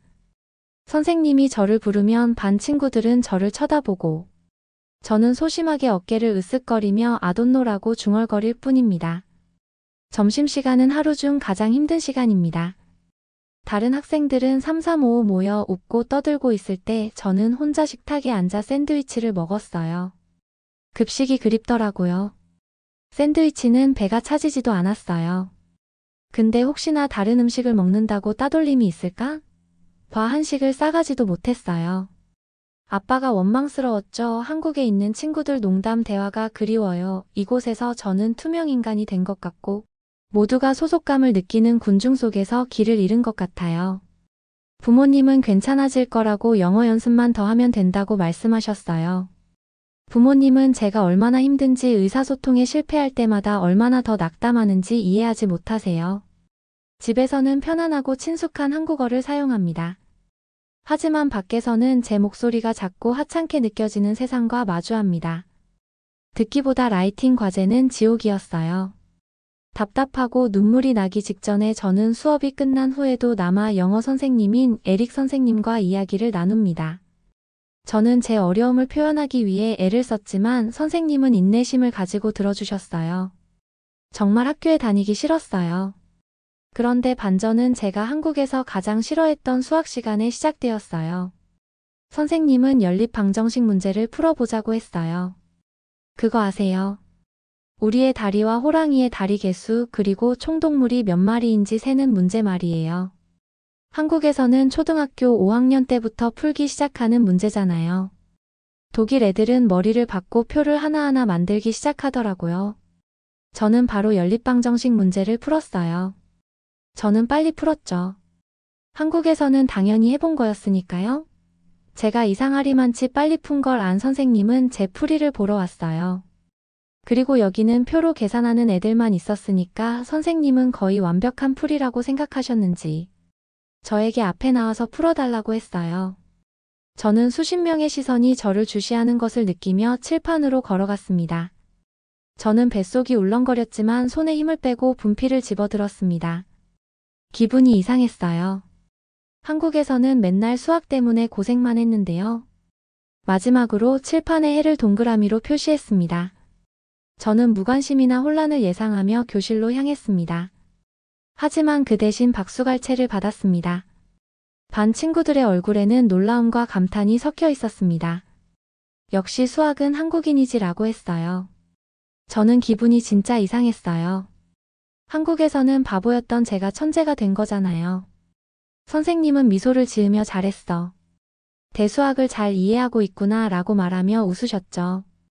제가 자리로 돌아가자 몇몇 반 친구들이 엄지손가락을 치켜 세웠습니다. 독일에 도착한 후 처음으로 저는 동료들과의 유대감과 소속감을 느꼈습니다. 그날은 제게 전환점이 되었습니다. 수학에 대한 저의 사랑이 문화와 언어의 장벽을 뛰어넘을 수 있다는 것을 깨달았고, 이곳에서 제 능력이 가치 있고 존중받는다는 것을 알게 되었죠. 또 차근차근 수학을 할 수 있을 것 같았어요. 그때부터 저는 수업에 더 자신감을 갖게 되었고, 더 많이 참여하고 다른 사람들의 수학 문제를 도와주기도 했습니다. 덕분에 아이들과 말할 기회가 생겼고 영어 실력도 점차 늘었어요. 한국에서는 자신 없었던 수학 자신감도 생겼고요. 좌절하지 않고 꾸준히 공부하니까 되더라고요. 그거 아세요? 독일 중학생들 중에 구구단을 못 외워서 계산기를 쓰는 애들이 많아요. 거짓말 같죠? 저도 처음에는 눈을 의심했어요. 여기서 제가 수학을 잘해서 수학자가 됐으면 그게 소설 같은 이야기겠지만 저는 수학을 잘 아는 정도는 됐어도 수학의 영재성을 보이지는 않았어요. 하지만 이게 제 자신감을 만들어줬죠. 진짜는 미술 시간이었어요. 저는 한국에서만 살았으니까 한국 애들이 미술을 잘한다고는 생각해 본 적이 없는데요. 외국에서는 한국 애들이 수학이랑 미술을 잘하는 이미지더라고요. 저는 스스로를 예술가라고 생각해 본 적이 없었어요. 옷을 입거나 한국 패션에 관심이 좀 많은 정도였어요. 미술 수업날 저는 어색함을 느꼈습니다. 벽은 학생들의 멋진 작품으로 장식되어 있었고 다른 학생들은 모두 붓과 연필에 자신감이 넘쳐 보였습니다. 저는 소심하게 이제를 설치했는데 텅 빈 캠퍼스가 저를 쳐다보고 있었어요. 선생님인 홈스 선생님은 우리가 풍경을 그리게 될 것이라고 말씀하셨습니다. 좋아하는 풍경을 그려보세요. 저는 구불구불한 언덕, 활발한 부산 바다, 봄날의 활기찬 벚꽃 등 한국의 고요한 풍경을 떠올렸습니다. 하늘부터 시작해서 파란색과 흰색을 섞어 구름의 부드러움을 표현했습니다. 그런 다음 하늘을 반사하는 광안리 바다를 그렸습니다. 부산이니까 산도 그렸어요. 학교 애들은 전부 다 눈에 보이는 풍경을 그리려고 하더라고요. 저는 그림에 너무 몰두한 나머지 수업이 끝나는 줄도 몰랐어요. 홈스 선생님은 비평을 위해 모두 모이라고 하셨습니다. 반 친구들이 걸어오는데 제 심장이 두근거렸습니다. 무관심할 거라고 예상했지만 친구들의 반응은 전혀 달랐습니다. 야, 너 천재다 한 반 친구가 외쳤습니다. 보이지도 않는 걸 어떻게 그려라고 다른 친구는 덧붙였습니다. 학생들은 제가 그린 장소에 대해 물어보며 제 작품에 진심으로 감탄했습니다. 저는 부산의 바다와 산에 대해 설명하면서 제 고장에 대해 이야기하는 동안 자부심이 솟구치는 것을 느꼈습니다. 그런데 한국인들이 미술을 잘한다는 게 어떤 거냐면요, 잘 따라. 그리고 옷이나 트렌드에 대한 감각이 있는 거더라고요. 생각해보면 독일 애들 옷을 진짜 이상하게 입었어요. 저는 것도 많고 관심도 많은 학생이었던 거죠. 여러분들도 독일로 오시면 천재 소리를 들을 수 있을 거예요. 이 새로운 나라로 이주한 후 처음으로 저에게 매우 개인적인 무언가를 알아봐주고 인정해준다는 느낌을 받았습니다. 미술 작품은 한국에서의 과거와 독일에서의 현재를 잇는 다리이자 제 일부를 다른 사람들과 공유할 수 있는 방법이었습니다. 알고 보니까 한국 문화 자체가 인기 있는 분위기였어요. 저는 어느 날 소심하게 김밥 도시락을 싸간 적이 있어요. 독일 학교로 김밥 도시락을 싸들고 가기로 결심했던 날 아침이 기억납니다. 낯선 환경에 적응하려고 애쓰던 수줍은 한국 학생인 저로서는 과감한 결정이었죠. 한국에서는 김밥이 주식이었지만 독일에서는 김밥이 어떻게 받아들여질지 확신할 수 없었기 때문입니다. 어머니가 만들어주신 김밥을 한 입 크기로 예쁘게 썰어 포장하면서 긴장감이 교차했습니다. 채소와 달걀의 선명한 색이 흰쌀밥과 김과 아름다운 대조를 이루었지만 반 친구들이 이상하게 생각하지는 않을지 걱정이 되었습니다. 점심시간이 다가왔고 저는 도시락을 열기 전에 망설였습니다. 제 주변에는 학생들이 샌드위치와 샐러드 간혹 패스트푸드를 꺼내는 모습이 보였습니다. 심호흡을 하고 뚜껑을 열자 깔끔하게 정돈된 김밥이 모습을 드러냈습니다. 잠시 정적이 흘렀습니다. 전 실수했다고 생각했어요. 그러자 테이블 건너편에서 호기심 어린 목소리로 저게 뭐야? 라고 물었습니다. 고개를 들어 저와 제 도시락을 바라보는 두어 쌍의 눈을 보았습니다. 김밥이야 애써 씩씩한 목소리로 말했어요. 그러자 정말 깜짝 놀란 순간이 왔습니다. 한 조각 먹어도 돼요. 제 옆에 앉은 소심한 여학생이 물었습니다. 그 여학생의 질문이 물꼬를 트는 듯 곧 여러 친구들이 시식을 요청했습니다. 저는 잠시 망설이다가 김밥을 나눠주기 시작했습니다. 김밥을 맛보는 반 친구들의 반응을 지켜보면서 처음에는 긴장했지만 이내 얼굴이 환하게 밝아졌습니다. 야, 미쳤다 한 학생이 외쳤습니다. 맛이 정말 좋아요. 또 다른 학생이 말했습니다. 칭찬이 계속 이어지자 저는 행복감과 안도감이 밀려오는 것을 느꼈습니다. 남은 점심시간 동안 저는 한국 음식과 문화에 대한 질문에 답하며 사람들의 관심을 한몸에 받았습니다. 저는 서울의 푸드마켓 맛있는 냄새로 가득한 번화한 거리, 그리고 음식이 한국 사회생활에서 얼마나 큰 부분을 차지하는지에 대한 이야기를 나누었습니다. 그날 김밥 도시락은 제 안에 무언가를 바꿔놓았습니다. 저를 다르게 만든 것이 다른 사람들에게도 흥미로울 수 있다는 것을 깨달았죠. 저는 제 유산을 숨기지 않고 포용하기 시작했고 제 문화를 동료들과 더 많이 공유하기 시작했습니다. 저는 한국인이라는 이유로 독일 애들한테 인정받을 수 있었어요. 저는 중학교 때의 경험 때문에 한국인이라는 걸 어디 가서도 감춘 적이 없는데요. 그리고 독일에서는 패션스쿨에 입학하게 되었어요. 저는 언제나 역시 한국인은 미술을 잘해라는 말을 들으면서 살았어요. 좋았어요. 그래서 독일의 명문 패션스쿨에서 공부할 수 있는 기회를 얻었을 때 꿈이 이루어진 것 같았어요. 패션 학교에 처음 들어섰을 때 설렘과 걱정으로 심장이 두근거렸던 기억이 납니다. 저마다 독특한 스타일과 비전을 가진 재능 있는 학생들로 둘러싸여 있었죠. 영감을 주는 동시에 두려운 마음이 들기도 했죠. 수업은 강렬했습니다. 다양한 원단, 패션 역사, 디자인 원칙, 최신 트렌드에 대해 배웠죠. 저는 모든 것을 스펀지처럼 흡수했지만 눈에 띄고 싶은 욕심에 밤늦게까지 디자인을 스케치하고 패턴을 수정하는 경우가 많았습니다. 제 졸업 작품은 제 한국적 유산과 독일에서 접한 다양한 스타일을 조화시키는 것이었습니다. 저는 제 디자인에 한국의 전통 미학과 현대적이고 글로벌한 영향이 조화를 이루는 저를 반영하고 싶었습니다. 한복의 유려한 선이나 한복의 독특한 소재들을 이용했어요. 한국적인 것이 세계적인 것이라는 믿음이 항상 있었거든요. 진정한 시험은 각 학생이 독창적인 컬렉션을 발표해야 하는 연말 패션쇼에서 이루어졌습니다. 저는 한국의 전통적 요소와 현대적인 서양 스타일을 결합한 하모니, 인 콘트라스트를 콘셉트로 컬렉션을 만들기로 결정했습니다. 패션쇼 당일이 다가오자 긴장감과 설렘이 교차했습니다. 제 컬렉션은 한복에서 영감을 받아 현대적으로 재해석한 드레스, 은은한 한국 자수가 돋보이는 세련된 수트 서울의 거리를 연상시키는 대담한 스트리트 스타일 의상으로 구성되었습니다. 제 컬렉션이 런웨이에 올랐을 때 저는 숨을 죽였습니다. 모델들은 밝은 조명 아래에서 제 디자인을 선보이며 자신감 넘치는 워킹을 선보였죠. 관객들의 반응은 처음에는 놀랍다는 반응이었지만 쇼가 진행되면서 고개를 끄덕이며 감탄하는 모습도 보였고 흥미롭다는 말도 들리고 심지어는 탄성을 지르기도 했습니다. 마지막 모델이 런웨이를 걷자 장내는 박수갈채로 가득 찼습니다. 서로가 서로를 인정하고 기뻐하는 순간이었습니다. 쇼에 참석한 동료 교수 심지어 업계 전문가들도 제 컬렉션의 독창성과 응집력에 깊은 인상을 받았습니다. 쇼가 끝난 후 여러 참석자들이 제 작품에 감탄을 표하며 다가왔습니다. 그들은 제가 한국의 영향을 현대 패션에 자연스럽게 녹여낸 방식에 흥미를 보였습니다. 그날 밤 저는 새로운 영향을 수용하면서도 제 뿌리에 충실하는 것이 디자이너로서 저의 강점이라는 것을 깨달았습니다. 저는 지금 제 패션 브랜드를 론칭할 준비를 하고 있어요. 요즘 한국 문화가 워낙 인기라서 투자를 쉽게 받을 수 있었거든요.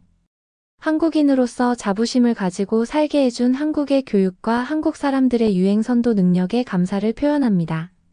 언제나 한국 브랜드가 최고라는 인식을 가지게 하는 브랜드가 되는 게 제 꿈이에요. 그러면 더욱 감동적인 다음 사연으로 넘어가겠습니다. 안녕하세요. 저는 영국의 곳곳을 오가며 트럭 운전사로 일하고 있는 폴이라고 합니다. 저는 학창시절 내내 농구를 대표해 활동을 하다가 부상을 당한 이후 트럭 기사가 되었습니다. 지금은 벌써 꿈처럼 느껴지는 일이지만 농구를 하던 때만 해도 저는 누구보다 건강한 삶을 살았다고 자부할 수 있었습니다. 어릴 때는 아주 약하고 각종 유행하는 병이나 알레르기를 달고 살았던 제가 그렇게 건장하게 컸다는 사실에 부모님은 늘 믿겨지지 않는다는 말을 하시곤 했죠. 190이 넘고 어깨도 상당히 넓게 벌어진 제 건장한 체구를 보시면 어릴 때 약했다는 이야기를 믿기 어려우실 겁니다. 하지만 저는 공부를 잘하지는 못했습니다. 책만 피면 졸음이 몰려오곤 했죠. 그래서 어릴 적부터 공부는 나의 길이 아니라는 걸 아주 일찍 깨달았던 것 같습니다. 운동하는 게 가장 재미있었으니까요.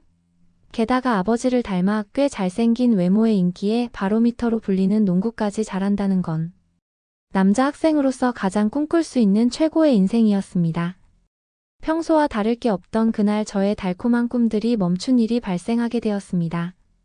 친구와 우연히 장난을 치면서 중심을 잃고 발목을 삐끗하면서 넘어져 무릎에 부상을 입게 되었습니다. 병원 신세를 지면서도 친구들에게 병문안을 오라고 하는 등 그때까지도 저는 계속 장난만 치며 답답한 병원을 빨리 나갈 궁리만 하고 있었죠. 그때까지만 해도 저는 전혀 사태의 심각성을 몰랐던 것 같습니다. 철이 없던 나이였으니까요. 앞으로 어떤 미래가 저에게 펼쳐질 거라고는 조금도 몰랐을 겁니다. 그 나이까지 단 한 번도 예상해 본 적 없던 직업을 갖게 될 줄도 몰랐겠죠. 빠르게 태어날 수 있을 줄 알았던 제 무릎은 실제로 더 심하게 다쳤다는 걸 알게 되었습니다. 부모님은 물론이었지만 제 자신이 너무 싫어 용서할 수 없는 기분을 말로 형용할 수가 없네요. 병원에 여러 차례 방문하며 검사를 받았고 더 좋아지길 증상의 경과를 기다렸지만 조금만 무리하면 아파지고 퉁퉁 부어오르는 걸 느낄 수 있었습니다. 조금 기다린다고 해서 괜찮아질 통증이 아니라는 걸 스스로가 알아챌 수 있었죠. 병원에서도 한 번 다친 무릎이 다치기 전처럼 완벽하게 돌아갈 수 있는 방법은 없을 것 같다며 조심스럽게 이야기를 꺼내셨지요. 살살하는 운동은 괜찮겠지만 과격한 운동이나 무리가 가는 행동은 절대로 삼가야 한다고 하셨죠.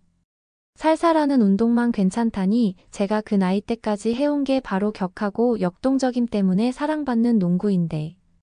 그건 그냥 저희 모든 걸 포기하라는 소리와 같았죠. 의사 선생님을 붙잡고 울어보기도 하고 하소연을 하고 빌어보기도 했습니다만 선생님께서도 도저히 더 해주실 수 있는 건 없다고 하셨죠. 당연한 결과였어요. 선생님이 뭘 어떻게 해주실 수 있었겠어요. 그냥 제가 지푸라기라도 잡고 싶어 의사 선생님에게 매달린 거란 걸 제 스스로도 알고 있었어요. 나의 단 한순간의 장난으로 이 모든 것들을 애써 포기한 채 멈춰야 한다는 게 억울하기도 하고 화가 뻗쳐 미치겠다는 생각이 들었습니다. 제 자신이 너무 증오스러웠고 마음속에 불이 활을 타는 것처럼 화가 식질 않았어요. 몇 날 며칠을 방에 틀어박혀 나가지도 않고 그때로 시간을 돌리고 싶다며 늦은 후회를 할 뿐이었습니다. 근데 뭐 별 수 있었겠어요. 의사 선생님 말대로 할 수밖에요. 결국 결론은 앞서 말씀드린 대로예요. 저는 농구 선수가 아닌 트럭 기사가 되어 영국의 전국 곳곳을 누비고 있습니다. 그래도 다행인 점은 이 일을 해보니 딱히 특별하게 싫은 점을 발견하지도 못했고 생각보다 운전을 꽤 잘해서 나름 만족하는 삶을 살고 있습니다.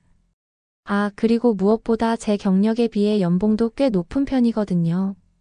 제가 워낙 밤낮 없이 열정적으로 일에만 몰두해서 그런 결과이기도 하지만요. 트럭 기사에 하는 일을 간혹 궁금해하시는 분들이 많으셔서 이야기해드리자면 영국의 트럭 기사는 다른 나라와 하는 일은 비슷할 겁니다. 정말 큰 대형 트럭을 이용해서 선박이나 기차 등을 운전해 화물을 이동시키는 직업인데요. 주로 식품이나 의류건설 자재 전자제품, 농산물 등을 옮기긴 하지만 저는 모든 시간에 맞으면 운반하는 편이라 종류를 따지진 않습니다. 저는 다른 기사들보다도 더 많은 일을 했어요. 우리는 월급보다 한 만큼 일을 하는 각각의 개인 사업자와 같은 개념이라고 생각해야 합니다. 다른 트럭 기사들은 이런 저를 보고 돈에 환장한 사람, 돈이라면 다 하는 사람이라며 미쳤다고 손가락질하는 모습도 보였습니다.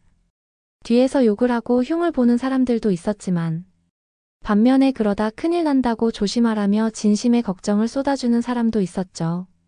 하지만 사람들이 잘못 알고 있는 게 하나 있었습니다. 제가 그렇게 열심히 일을 한 것은 결코 돈 때문에 그런 말도 안 되는 일정을 소화한 게 아니었습니다. 그냥 오직 제 고통스러운 기억과 마음을 잊기 위한 수단이었죠. 그렇게 해야만 더 빨리 잊을 수 있을 것만 같았으니까요. 자꾸만 생각나는 부상당했던 그날의 기억은 저를 불현듯 괴롭혔고 특히나 저를 가장 괴롭게 했던 것은 여전히 농구의 선수로 코치로 활발하게 활약하고 있는 함께 운동했던 저희 동료들의 모습이었습니다. 그래서 저는 친구의 추천으로 이 트럭 일을 시작하고 일부러 저만의 시간을 제 자신에게 주지를 않았습니다. 마음이 괴로우니 몸을 괴롭혔어요. 하지만 그때 조금 더 일찍 깨달았어야 합니다. 그 결정은 몸뿐만 아니라 저희 전체를 다 망가뜨리게 되었으니까요. 저는 다른 사람들보다 자신 있었던 게 있었습니다. 그건 다름 아닌 바로 체력 하나는 누가 와도 이길 자신 있다고 자부하며 살아왔죠. 그래서 트럭 운송 일을 시작하고서도 혹독한 스케줄을 견뎌냈던 거죠. 아마 체력이 없던 사람이었다면 진작에 나가 떨어지고 말았을 겁니다. 트럭 운전 일을 한다는 게 상상하시는 그 이상으로 힘들고 어려운 일이거든요.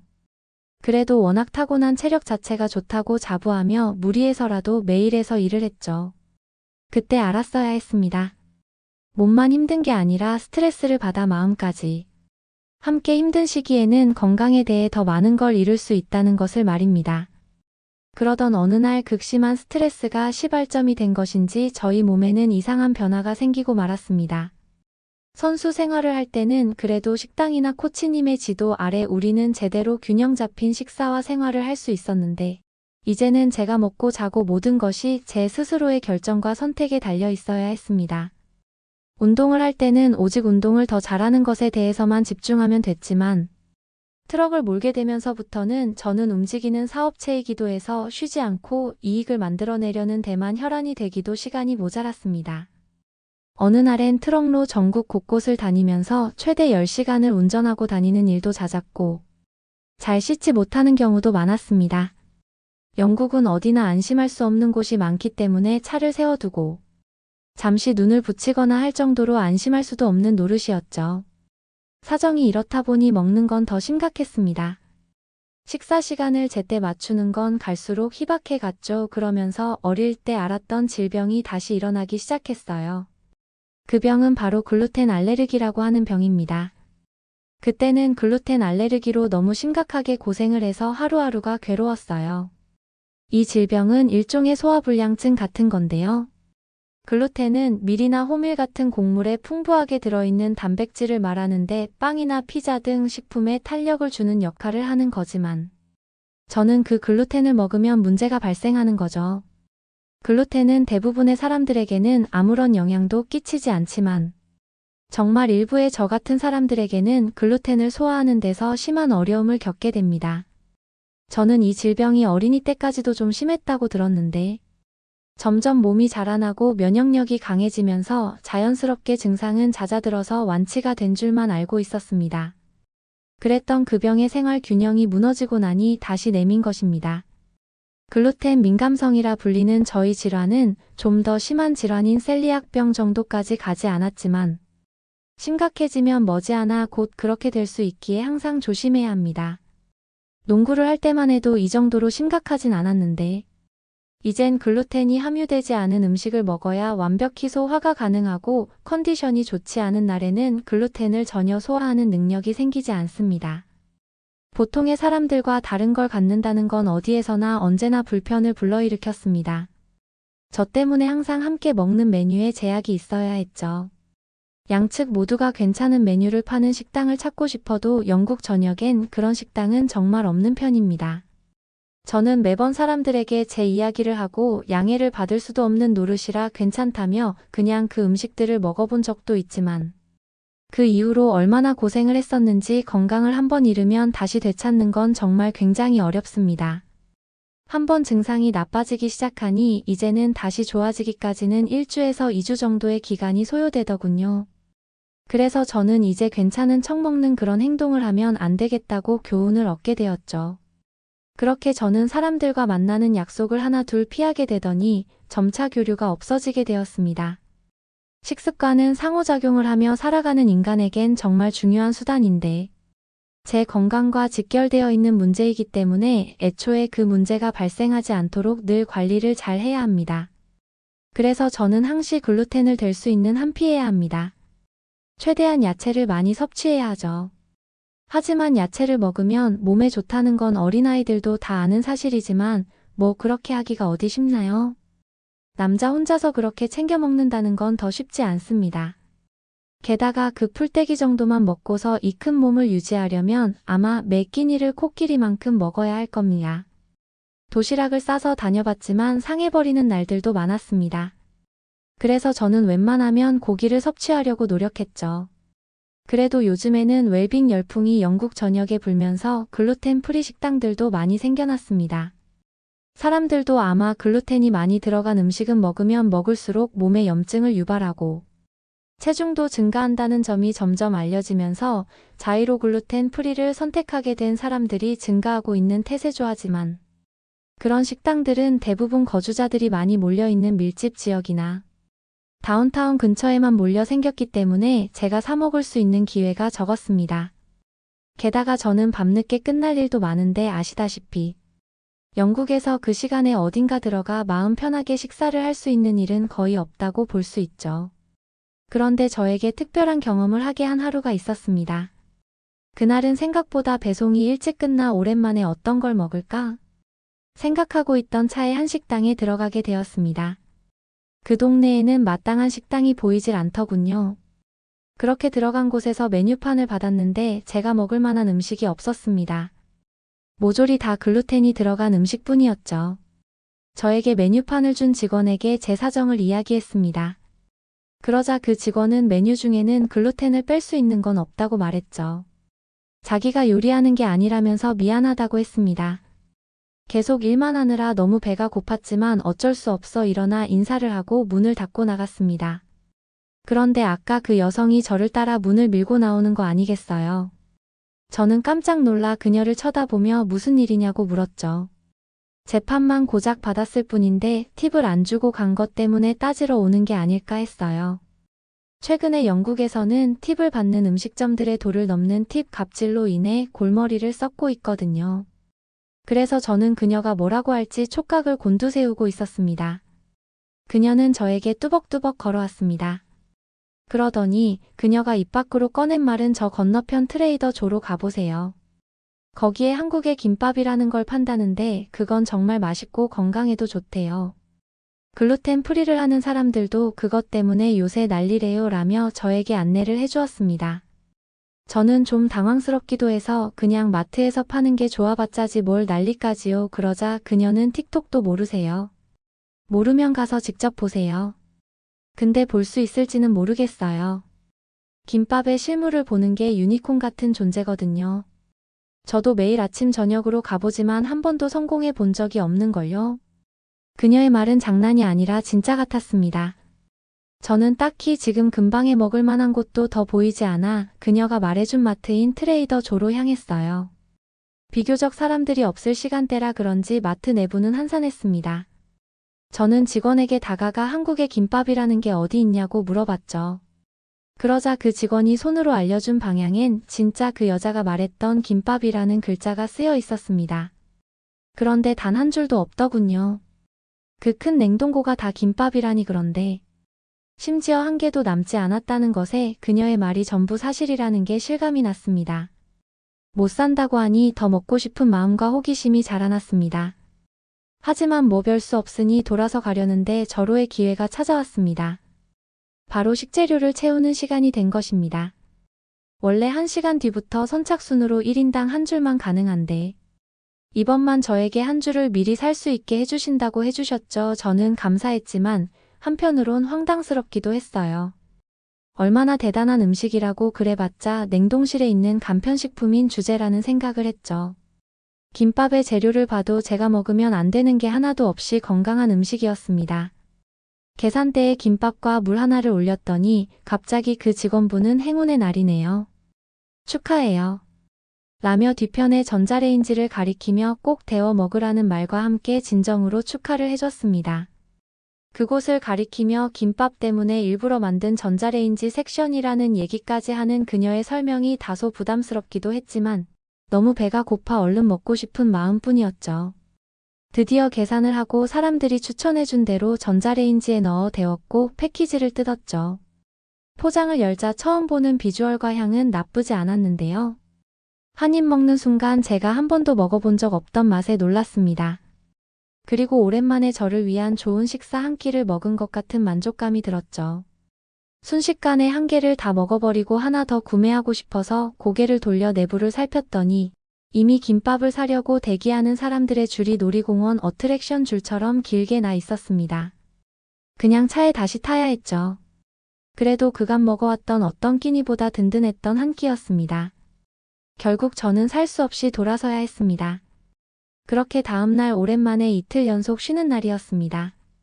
이젠 이전처럼 무리해서 근무를 하진 않으려고 해요. 그래도 이틀 연속으로 쉬는 일은 드문데 오랜만에 휴식다운 쉼을 하기 위해 집에 누워 있었습니다. 그런데도 계속해서 이전에 먹었던 김밥이 생각나는 거였습니다. 김밥을 먹고서는 전혀 아무런 탈도 나지 않은 것도 신기했지만 그 맛 때문에 자꾸만 생각이 나곤 했어요. 그래서 근처에 구매할 수 있는 곳이 없나부터 시작해서 김밥에 대한 여러 가지 정보를 알아보기 시작했죠. 김밥에 대해 검색하자 생각보다 더 엄청난 인기와 관심에 더 놀랄 수밖에 없었습니다. 영국 각지에서는 한국 김밥을 구하느라 정말 난리였어요. 제가 저번에 샀던 게 행운이라는 걸 이제야 알 수 있었죠. 영국의 42개 주 370개 지점의 김밥은 모두 동이 나버려서 지역 커뮤니티마다 김밥을 어느 동네에 가면 살 수 있는지, 지점별 재입고 시기가 언제인지까지에 관련한 정보가 실시간으로 공유되고 있었습니다. 영국 전역에서는 김밥의 품귀 현상으로 인해 1인 1개 구매 제한이나 오플런하는 현상까지 보이고 있고요. 최근에는 영국뿐만 아니라 일본에서도 이와 같은 현상을 보이고 있다고 했습니다. 또 김밥을 구매하지 못한 사람들은 꿩 대신 닭이라는 심정으로 구매한 다른 한식들의 맛까지 이슈가 되면서 김밥뿐만 아니라 김치, 비빔밥, 불고기 구매 유행까지 함께 이끌고 있다고 하더군요. 이렇게 한식 김밥이 영국에서 난리가 난 데는 몇 가지 이유들이 있었습니다.